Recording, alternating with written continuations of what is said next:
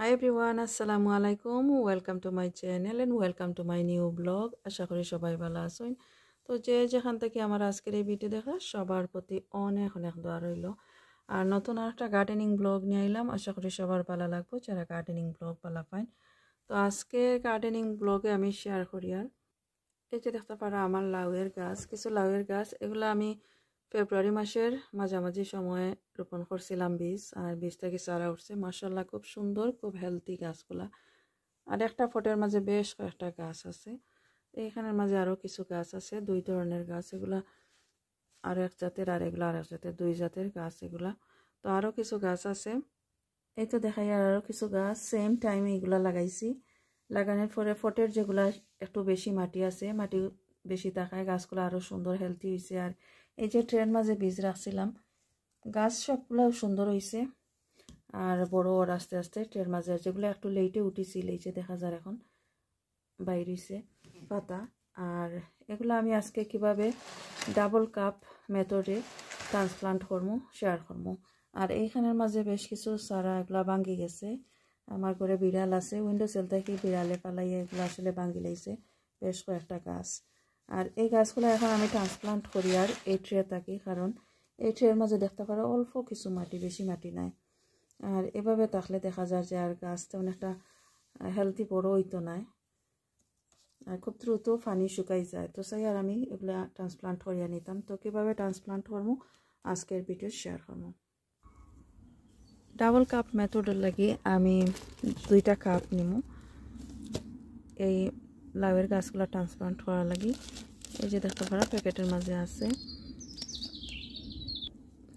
Glass, এই গ্লাসের মাঝে আমি আজকে ট্রান্সপ্লান্ট করবো। আর এই গ্লাসের মাঝে কোনো ছিদ্র নাই, হোল করা নাই এখানের মাঝে। আর আরেকটা কাপ নিয়ে আমি, যে কাপের মাঝে অলরেডি হোল করা আছে, এই যে একটা কাপ নিলাম, এই কাপের মাঝে অলরেডি হোল করা আছে, 3টা হোল করা আছে। তো 2টা কাপ আমার লাগবে, একটার মাঝে হোল করা আছে আর একটার মাঝে হোল করা নাই। তো যে কাপের মাঝে হোল করা নাই এই কাপের মাঝে প্রথমে আমি এরকম স্টোন লাগবে, আমার 2টা স্টোন এইভাবে দিয়া দিলাম। আর উপর দিকে এই যে ছিদ্র করা হোল করা আছে কাপ, এই কাপটা উপর দিকে এরকম দিয়া দিলাম। এরকম দিলে দেখা যাইব এই যে একটু গ্যাপ আছে। আর যদি স্টোন না দেয় তাহলে এইভাবে রাখলে একেবারে বটম নিচের দিকে লাগিয়ে যাইব 2টা কাপ। আর কাপ 2টা একসাথে এইভাবে জয়েন্ট না হওয়ার লাগে আমি এই যে স্টোন আছে স্টোনগুলো আমি এইখানের মাঝে দিয়ে দিয়ার। আর স্টোন দেওয়ার পরে দেখা যাইব এই কাপ দেখতে পারা আর একটু এই যে এতটুক গ্যাপ আছে উপর দিকে, চাপ দিলেও নিচের দিকে যাইতো না, নিচের দিকে একটু গ্যাপ আছে। এইখানের মাঝে যদি আমি পানি দিই তাহলে এক্সট্রা যে পানি নিচের দিকে এখানে থাকবো, আর যে খাবার দিব নিচের দিকে এখানের মাঝে জমা থাকবো। তো স্টোন দেওয়ার পরে আমি এইখানের মাঝে কম্পোস্ট দিয়ে দিব।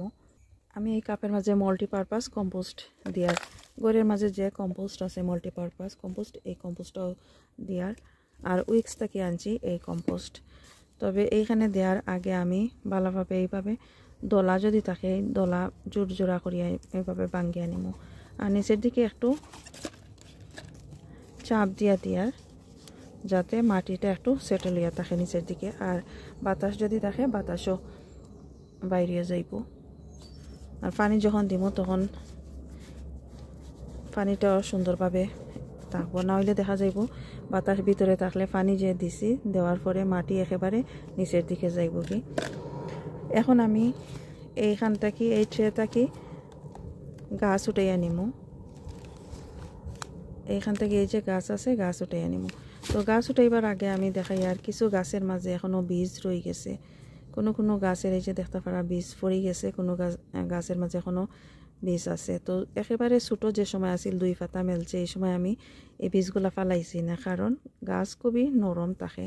এখন দেখা যায় 1 পাতা 2 পাতা আরও এক্সট্রা দিছে। আর এই যে 2টা পাতা, প্রথমে এই 2 পাতার ভিতর দিকে আরও 2টা পাতা। এখন যদি এই বীজটা আমি এই যে এইভাবে এই মুখের দিকে আর এই সাইডে দিয়ে যদি এইভাবে দড়িয়ে আমি আস্তে আস্তে এইভাবে মেলাইয়া রাখি তাহলে এই যে দেখতে পারা খুব সুন্দর ইয়া ভাঙ্গি গেছে। আর পাতারও কোনো ক্ষতি হয়েছে না, পাতাও ড্যামেজ হয়েছে না, পাতা ছিঁড়ছে না, খুব সুন্দর রয়েছে। আর যখন 2 পাতা প্রথম যে 2 পাতা দিয়েছে, যে সময় নতুন বাইর হয়েছে গাছ, এই সময় যদি করতাম তাহলে দেখা যাইতো পাতাটা ছিঁড়িয়ে আইতো, খুব নরম এই সময় থাকে।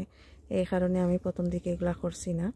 তো অটোমেটিক এগুলা ফরে যায় বীজ, কোনো সময় ফরে না, না ফরলে এভাবে ছুটাইয়া নেওয়া যায়। আর সামান্য একটু যদি ছিঁড়িও যায় তাহলে কোনো অসুবিধা হয় না, গাছ যেহেতু একটু শক্ত হয়েছে, বড় হয়েছে। তো আমি একটা গাছ এখান থেকে উঠাইয়া নিই। আর এখন আর এই যে আমি অল্প অল্প পানি দিছি, নিচের দিকটা ড্রাই একেবারে। সবসময় একটু অল্প পানি দিছি, বেশি পানি দিলে দেখা যায় যে গাছের শিকড়টা নষ্ট হয়ে যায়। বিসমিল্লাহ। এই যে দেখতে পারা খুব সুন্দর শিকড় বাইর হয়েছে, আর শিকড়গুলো ড্যামেজ হয়েছে না, উঠাই আনার সময় খুব সুন্দর উঠে আইছে। এখন আমি এই যে গ্লাস রাখছি, গ্লাসের ভিতরে বিসমিল্লাহ এইভাবে দিয়া দিলাম। আর এখন উপর দিকে আরও কিছু কম্পোস্ট দিয়া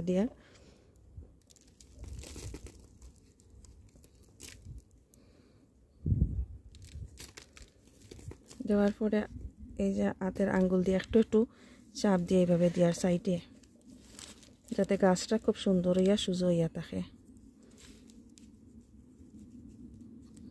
এত বেশি জুড়ে চাপ দিতাম না, বেশি জুড়ে চাপ দিলে দেখা যাইব গাছও নষ্ট হয়ে যায়। শিকড় যে দেখা গেছে লম্বা লম্বা হয়েছে, শিকড়গুলো নষ্ট হয়ে যাব। পর্যাপ্ত পরিমাণ মাটি আমি দিয়া দিয়ার উপর দিকে।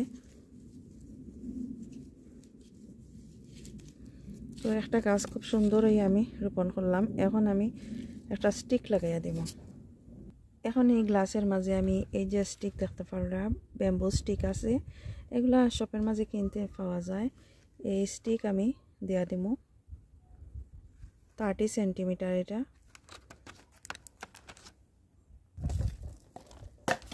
এই স্টিক আমি এখানে দেওয়ার এইভাবে, আর সুতা দিয়েও বাঁধা যাইব এখানে গাছের গোড়ার সাথে, আর এই যে স্টিকের সাথে এখানে বান্ধিয়া দেওয়া যাইব। তো আমি একটা সুতা দিয়েও বান্ধিয়া দিলাই। এই সময়টাতে সুতা দিয়ে বান্ধি দিলে হইব, অথবা আর একটু লম্বা হইলে বান্ধিয়া দিলে হইব। আর এখন পর্যাপ্ত পরিমাণ পানি আমি এখানে দিয়া দিব। এই যে রাখছি গ্লাস, গ্লাসের মাঝে স্টোন দিয়া দিছিলাম। এখন এই গ্লাস আমি এইখানের মাঝে রাখি দিব। দেখতে পারা অনেকটা গ্যাপ আছে এখানের মাঝে। তো পানি দেওয়ার আগে বাকি যে গাছগুলো আছে এগুলো আমি সেম একইভাবে একই পদ্ধতিতে সবগুলো আমি এখন রোপণ করিলাই, তারপরে দেখাইমু। এই যে এখানের মাঝে গাছ রয়েছে কয়েকটা, তো বাকি সব গাছগুলো আমি রোপণ করে লাইছি। আর এই যে গাছ রয়েছে যেগুলা এখানের মাঝে সবগুলা বাঙ্গা, তবে একটা বালা আছে, এই গাছটা আমি এখন লাগাই। আর এই গ্লাসের মাঝে আমি কিছু কম্পোস্ট নিছি, আর নিচের দিকে 2-3টা ছিদ্র আছে এই গ্লাসের মাঝে। এখন একটা স্পুন দিয়ে আমি গাছ উঠাইয়া নিব। যেহেতু আমি আগে থাকি বেশি পানি দিয়া এগুলা ভিজাইয়া রাখছি না গাছের গুঁড়া, তো এই কারণে দেখা যায় যে জোরজোড়া মাটি, আর গাছ উঠানোর সময় মাটিগুলা জোর জোরে ইয়া পড়ে যায়। তো পানি আর একটু পানি দিয়া যদি আধা ঘন্টা আগে রাখা যায় তাহলে দেখা যায় শিকড়ের সাথে মাটিগুলা আরও ভালোভাবে থাকে, উঠানোর সময় এতটা পড়ে না। তো এখন আমি গাছ লাগাইয়ার আরও কিছু উপর দিকে মাল্টিপারপাস কম্পোস্ট আমি দিয়া হাতের আঙ্গুল দিয়ে একটু একটু চাপ দিয়ে এইভাবে দিয়া গাছটা একটু মজবুত করে নিলাম। আর যেহেতু গাছ এই গ্লাসের মাঝে লাগাইছি, আর গ্লাসও বেশ লম্বা লম্বা সাইজের, অনেকগুলা কম্পোস্টের দরকার হয়। আর অনেকটা সময় নিয়ে আসলে আমি সবগুলা গাছ লাগাইছি। আর সাথে একটা স্টিকও দিয়া দিলাম, যে স্টিক দিয়া দিলাম, আর একটু বড় হইলে আমি সুতা দিয়ে বান্ধিয়া দিব। আর